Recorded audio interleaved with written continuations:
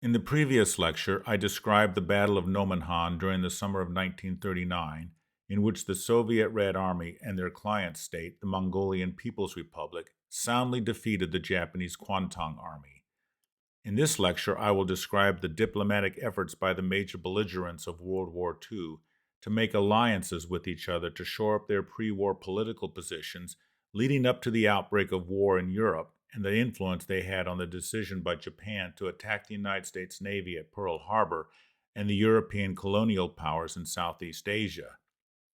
At the end of the lecture, I will describe a possible alternative to the start of World War II had the outcome at Nomenhan been different.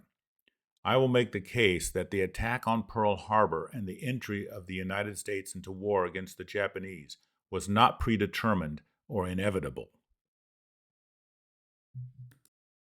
Following their humiliating defeat by the Red Army at Nomonhan, the Kwantung Army leaders were enraged and wanted to immediately regroup and launch an attack against the Soviet Union. Face was at stake. Given that the Japanese were outgunned and could not logistically support such an attack, this was an absurd plan. Back in Tokyo on September 4th, the Kwantung Army was ordered to stand down in Manchukuo.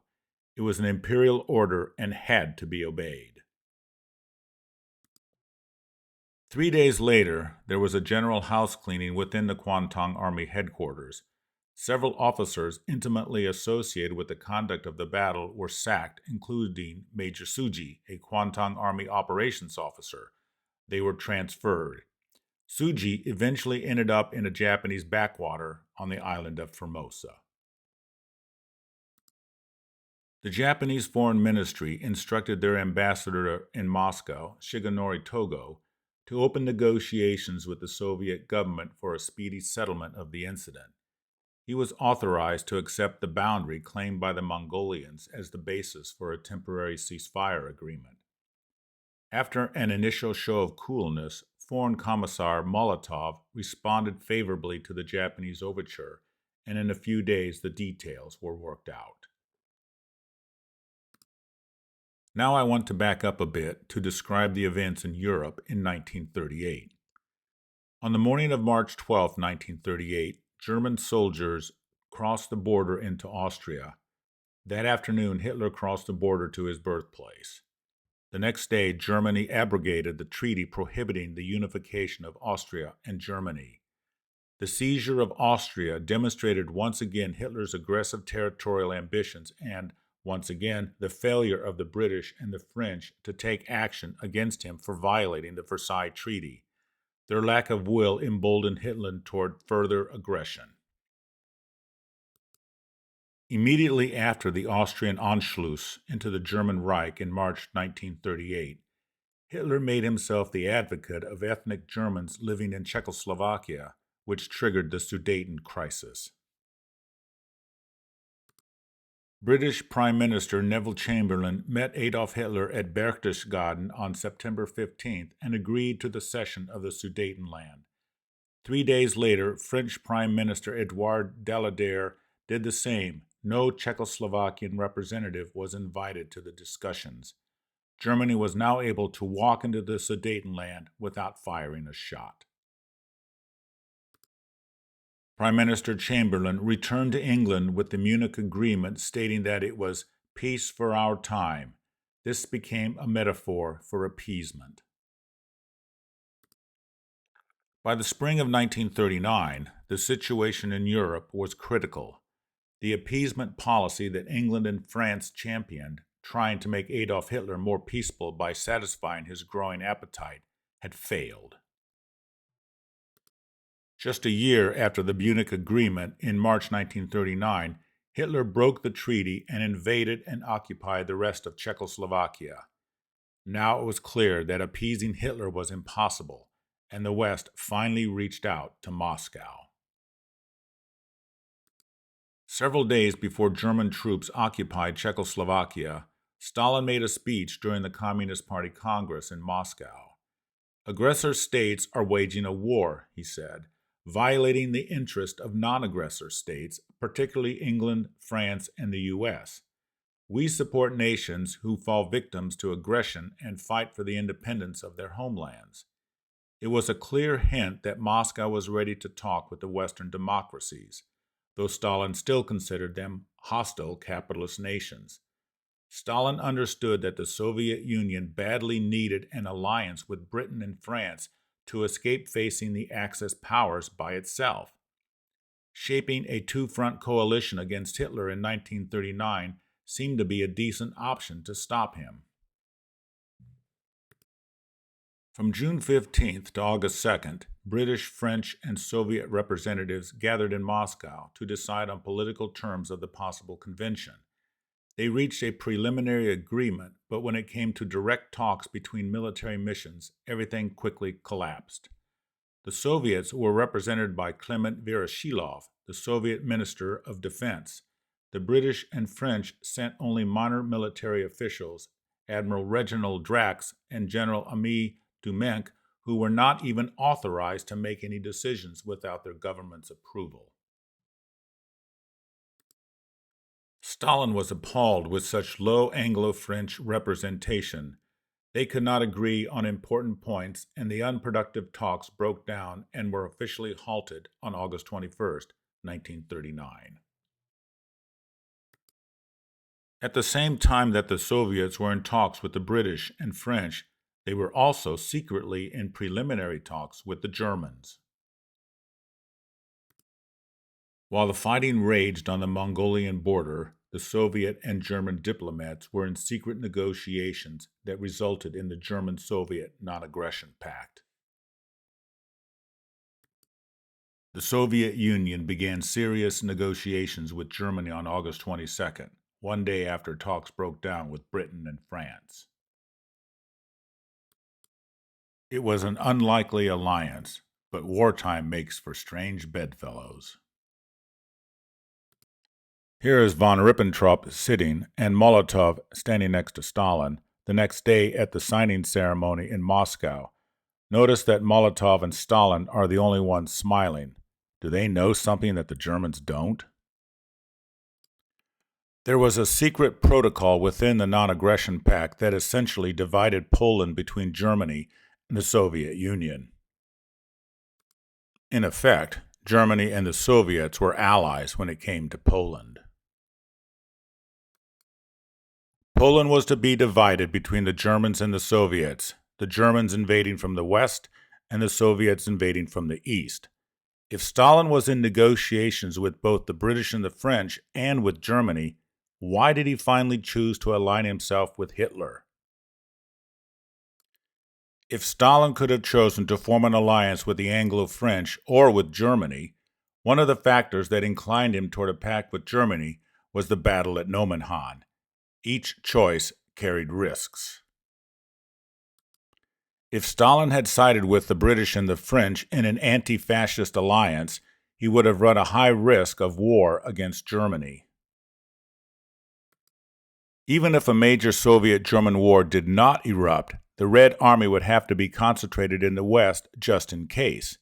This would have come at the expense of forces in the East facing Japanese forces at the Mongolian and Manchurian border. This would have driven the Germans into an alliance with Japan and might have encouraged the Japanese to attack the vulnerable Soviet eastern flank.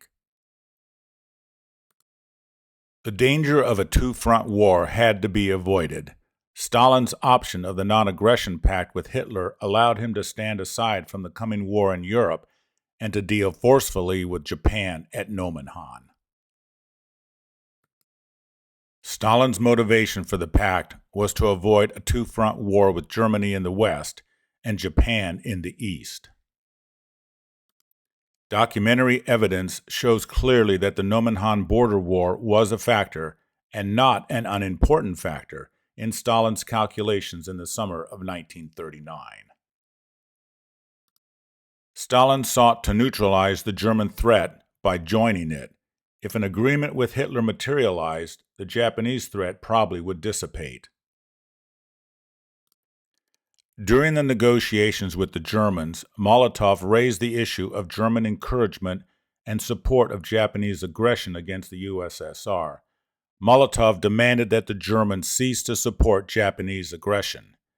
On August 16, 1939, Molotov informed Stalin that Germany was prepared both to conclude a non-aggression pact and to exercise influence for an improvement and consolidation of Russian-Japanese relations. With this understanding, Hitler and Stalin knew that there was no obstacle to the conclusion of their pact. 2 days later, Marshal Zhukov launched his general offensive across the Halhal River at Nomonhan. In another 3 days, von Ribbentrop was in Moscow drinking toasts with Stalin and Molotov to the Non-Aggression Pact and the new era of German-Soviet relations. Ribbentrop reiterated his readiness to use his influence to affect favorably the strained relations between the Soviet Union and Japan. Hitler wanted the non-aggression pact with the Soviet Union so that his armies could invade Poland virtually unopposed by a major power, after which Germany could deal with the forces of France and Britain in the West without having to simultaneously fight the Soviet Union on a second front in the East. Fortified with the non-aggression pact, Hitler invaded Poland on September 1, 1939, at the same time that Zhukov was mopping up on the Mongolian front at Nomenhan. The secret protocol between Germany and the Soviet Union provided for the Soviet Union to move into eastern Poland soon after Germany attacked.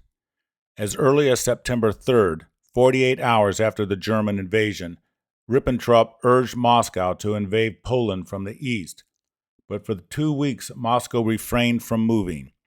Soviet forces were poised on the border awaiting the order to move, and the Poles were in no shape to stop them. As the days passed, the Germans repeatedly inquired as to when the Soviet Union would begin, yet the Soviets remained rooted in their lodgment across the border. The Japanese Foreign Ministry instructed their ambassador in Moscow to open negotiations with the Soviet government for a speedy settlement of the conflict. He was authorized to accept the boundary claimed by the Mongolians as the basis for a temporary ceasefire. The Soviet-Japanese ceasefire agreement at Nomenhan went into effect September 16th. The very next day, the Red Army was sent crashing across the Polish border that had lain virtually prostrate at its feet for days. Stalin wanted to make sure that the fighting was definitely over on the Mongolian border before committing himself to the battle in the West. In this way, Stalin avoided the dreaded two-front war. The division of Poland between Germany and the Soviet Union was complete. I now want to focus on the influence on Japanese foreign policy as a result of the defeat suffered by the Kwantung Army at Nomonhan and how this led to the attack on Pearl Harbor and war against the United States and Britain. As I mentioned in part 1 of this lecture, there were 2 divergent strategic options under debate within the Japanese High Command that developed in the early 20th century. One was a move into Manchuria and eastern Siberia for economic and territorial expansion. This was the strike north option favored by the Japanese army. The opposing strategy was the move against the European colonial powers in Southeast Asia and the Pacific Islands. This was the strike south option favored by the Japanese Navy, primarily because of the oil reserves in the Dutch East Indies. The strike north option into Manchuria and eastern Siberia was discredited in Tokyo with the double defeat in August 1939 at Nomenhan and the signing of the German-Soviet Non-Aggression Pact. The strike north option as a national policy began to look less promising as a route to economic self-sufficiency and territorial expansion. After gobbling up Poland, Hitler turned his attention west. On May 10, 1940, Germany launched its blitzkrieg into Holland, Belgium, Luxembourg, and France. By June 25, 1940, Germany occupied all of the Low Countries and most of France. The BEF evacuated at Dunkirk, and England stood alone and prepared for invasion. Hitler was preeminent in Europe. The ease which he overran Europe did not go unnoticed by the Japanese. With Germany's conquest of France and the Low Countries, and with Britain fighting for its life, Tokyo reassessed the worldwide balance of power. Less than a year after Zhukov effectively barred the way to Japanese expansion northward, Hitler's victories seemed to open the way to expansion southward. The resource-rich Dutch, French, and British colonies in Southeast Asia were ripe for the picking. In the summer of 1940, these three European colonial powers were in no position militarily to deter the Japanese from taking these possessions. Since the start of the war in China in 1937, Japan had become bogged down and was stuck in an unwinnable war. They were frustrated with the supplies and arms being funneled by the Western Allies to the Chinese nationalists and Chiang Kai-shek. Japanese military leaders became persuaded that the stalemate in China finally might be broken in Southeast Asia. If the arms and supplies smuggled into China could be cut off, then maybe Chiang Kai-shek would abandon his futile resistance and end the war in Japan's favor.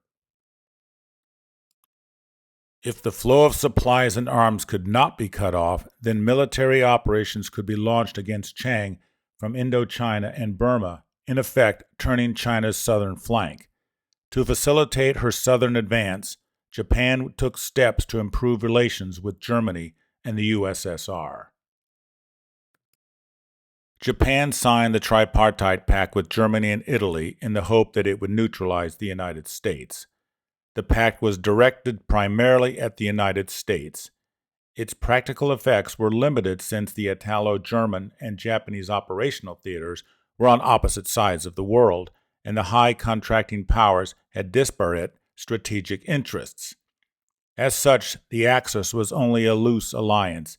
Its defensive clauses were never invoked, and signing the agreement did not oblige its signatories to fight a common war. This is the Japanese version of the Tripartite Pact signed on September 27, 1940.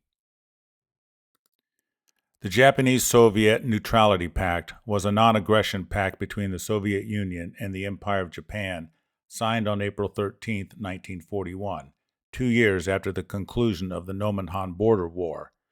The agreement meant that for most of World War II, the two nations fought against each other's allies, but not against each other.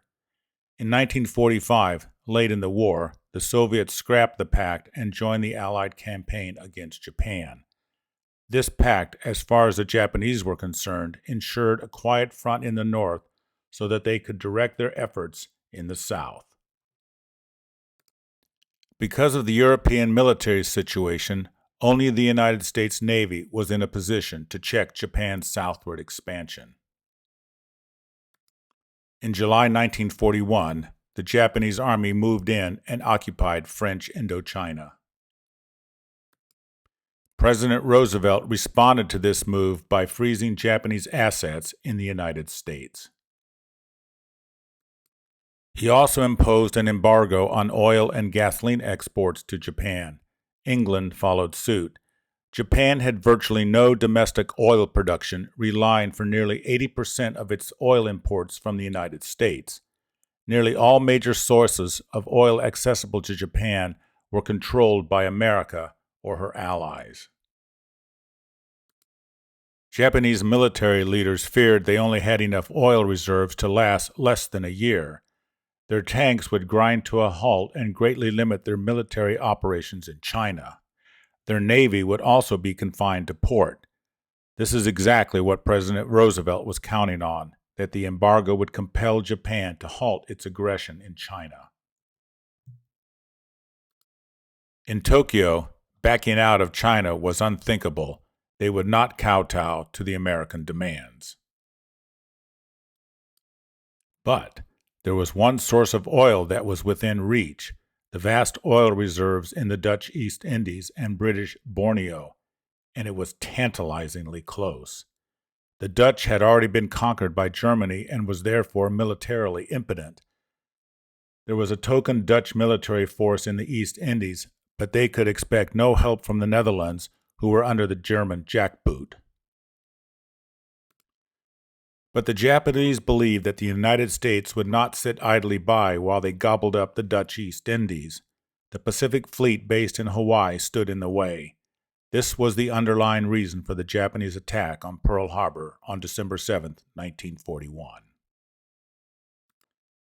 America's industrial output dwarfed Japan in some estimates by as much as 10 to 1. This difference did not bode well for a long, protracted war with the United States. The Imperial Japanese headquarters concluded that the only chance for success against the United States lay in a sudden attack that crippled the U.S. Pacific Fleet at the outset of hostilities. With the destruction of most of the Pacific Fleet at Pearl Harbor, less the carriers, Japan's left flank would be protected, and there was little to stop them from seizing the resource-rich area in the south. By the first week of May 1942, the Japanese had accomplished all their pre-war objectives and had established a defensive perimeter around the conquered territories. They knew they could not defeat the United States in a protracted war, but hoped that the Americans would tire of the war in the Pacific and be more interested in defeating Hitler in Europe. They further hoped that the United States would therefore negotiate a settlement that left them with control of Southeast Asia and unhindered in China. Although the Japanese believed America would fight to prevent Japan from taking the Dutch East Indies, President Roosevelt was not sure he could win American support and congressional approval for going to war with Japan to defend European colonial holdings in Asia.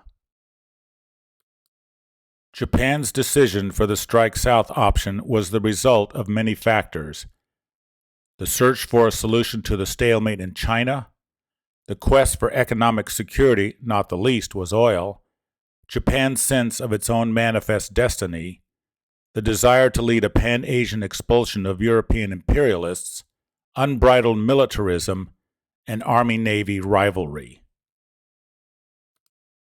Another factor, and one often underestimated or ignored in Western assessments of the looming war in the Pacific, was the influence of the Japanese experience at Nomonhan.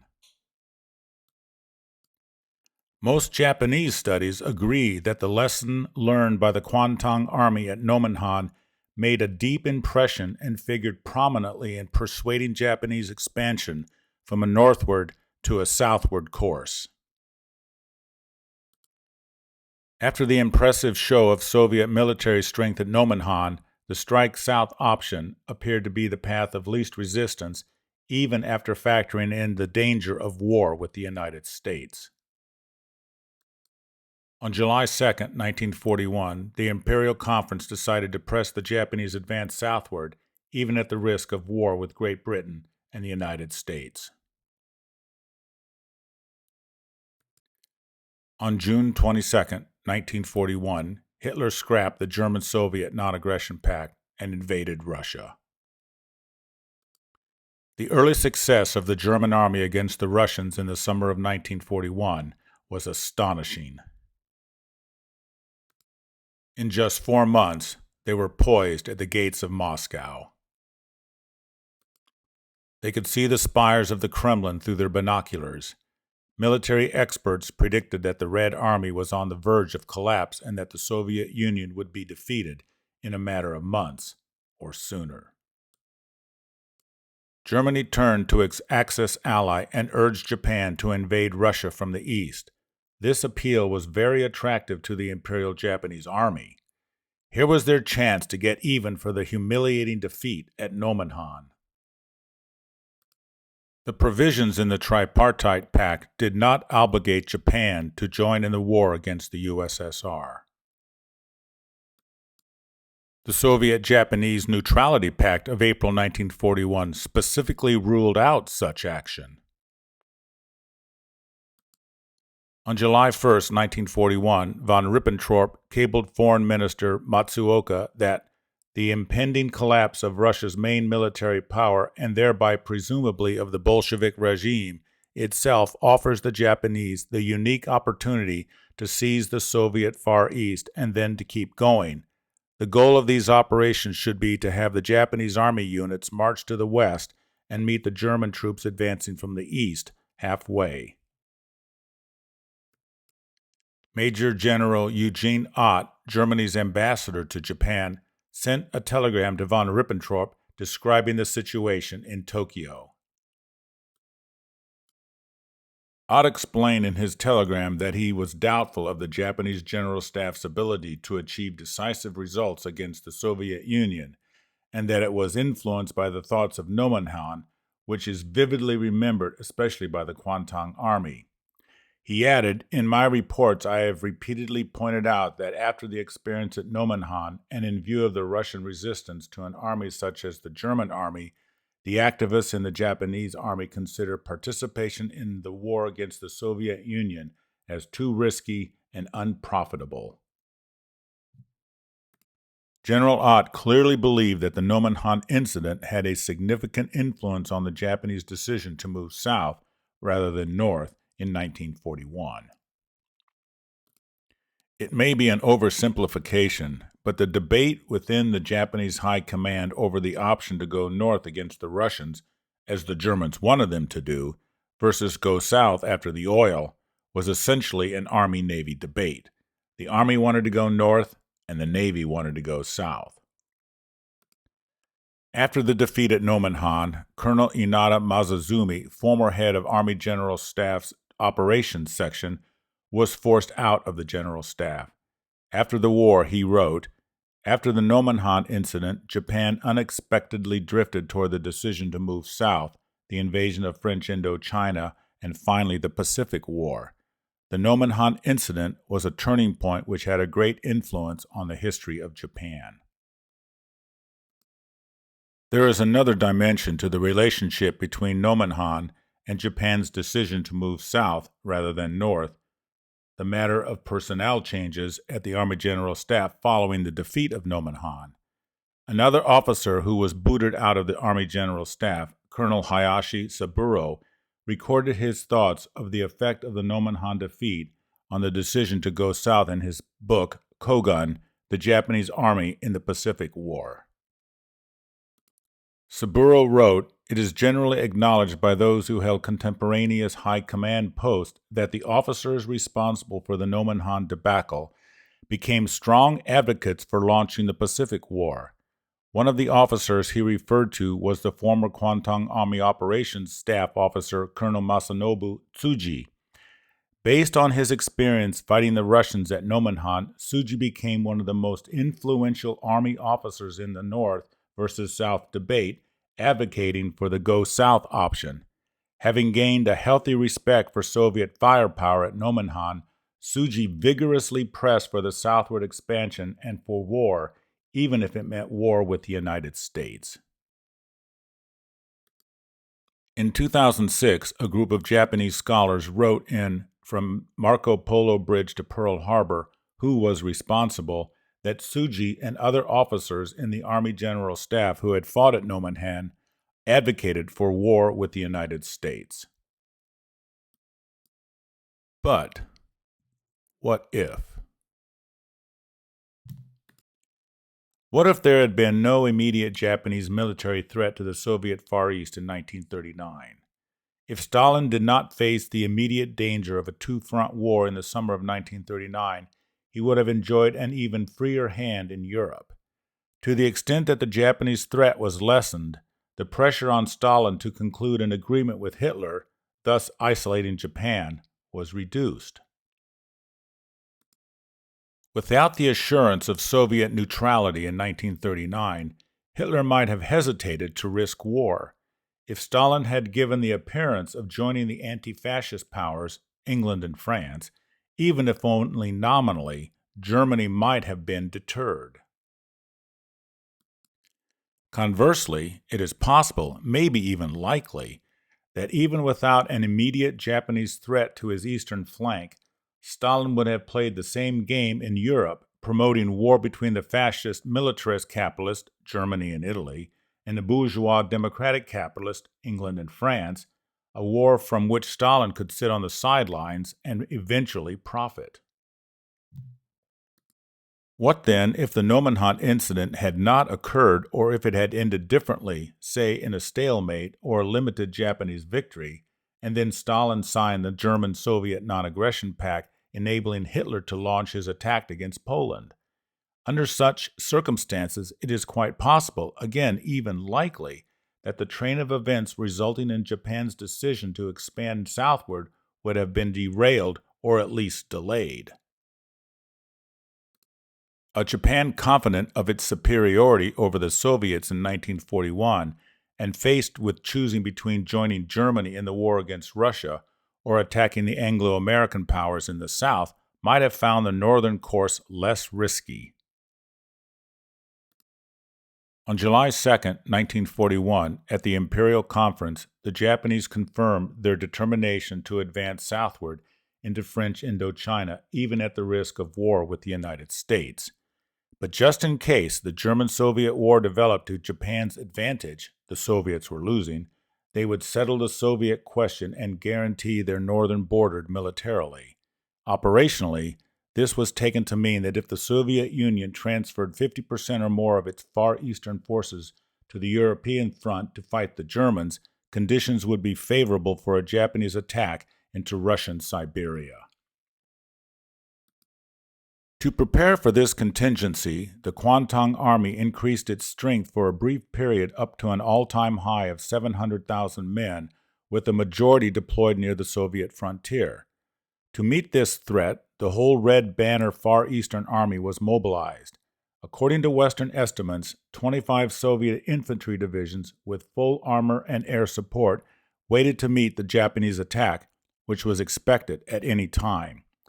A recent Soviet account said that despite the desperate efforts to halt the Germans' onslaught, more than one-fifth of Soviet ground forces and one-third of all Soviet tanks were held in the Far East.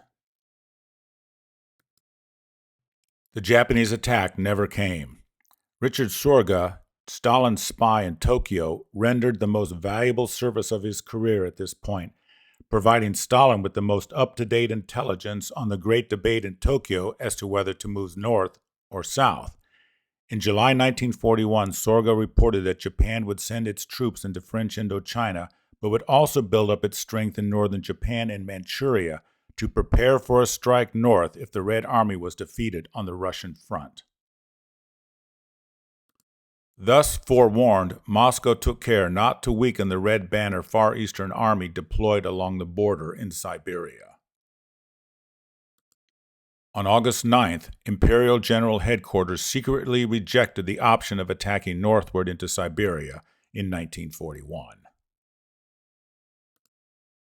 In the next few weeks, Sorga and his key Japanese collaborator, Ozaki Hatsumi, a committed communist and advisor to Premier Konoe, confirmed this decision.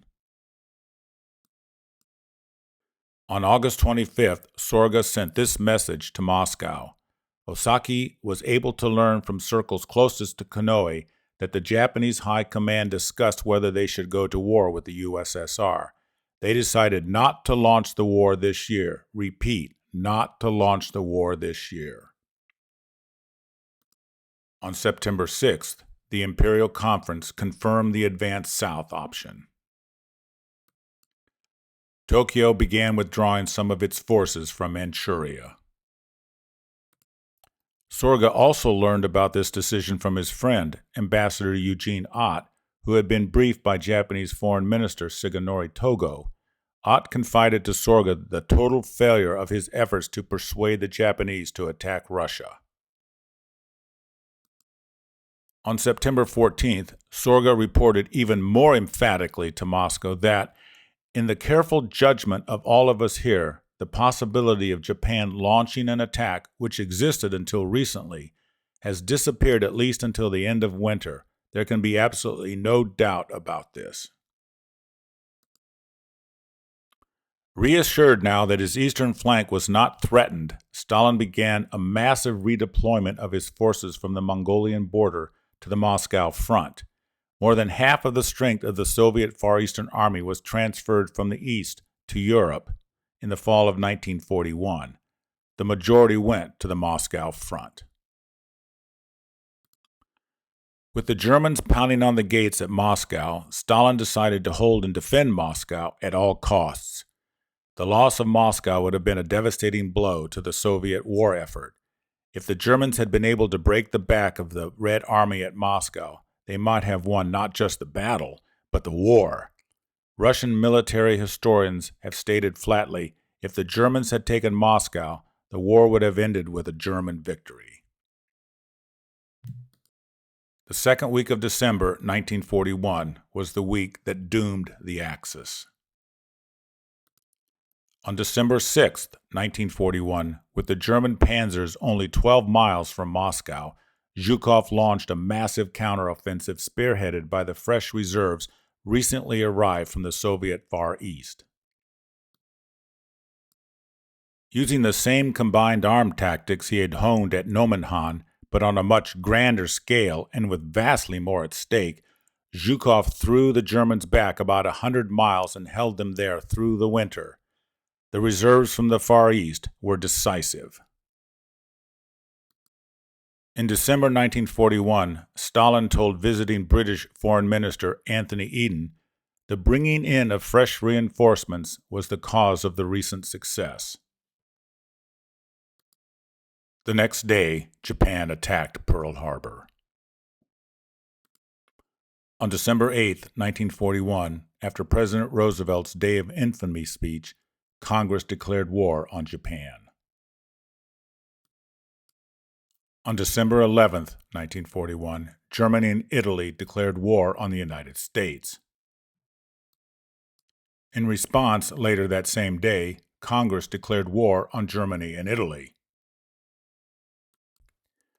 What if Japanese military leaders in 1941 did not have such a high opinion of the strength and prowess of the Soviet Red Army based on their experience at Nomenhan in 1939? What if, during the Imperial Conference in July and August of 1941, the Japanese had opted for the Strike North option? A Japanese decision in July or August 1941 to attack northward would probably have brought about the collapse of the Soviet Union. A Japanese victory in the East would not even have been necessary to achieve that result. The mere existence of a large-scale Asian front would have prevented Moscow from shifting those 18 divisions, tanks, and planes to the European theater. The Soviet margin of victory at Moscow in 1941, and again at Stalingrad a year later, was exceedingly thin. A determined Japanese foe in the East might well have tipped the balance against the Soviets. Many Soviet military analysts have argued that the Soviet Union could not have survived a two-front war in 1941 and 42. An argument can be made that had the Soviet Red Army not inflicted such a resounding defeat on the Imperial Japanese Army at Nomonhan in August 1939, Japan may have acquiesced to Germany's request to invade the Soviet Union from the east in June 1941. Had this been the case, Japan likely would have also not gone to war in the south against the Dutch East Indies and Southeast Asia. Given this scenario, she would therefore also not have attacked Pearl Harbor. Without Pearl Harbor, under what circumstances would the United States have entered World War II? Given the strong isolationist mentality of the American public in 1941, absent the attack on Pearl Harbor, her entry into World War II might not have taken place until a year later, under circumstances even less favorable than the grim conditions that prevailed in the winter of 1941 and 42. Thank you for listening to this lecture about this obscure but important battle on the Mongolian steppe, the outcome of which was consequential for World War II for both the European and Pacific theaters.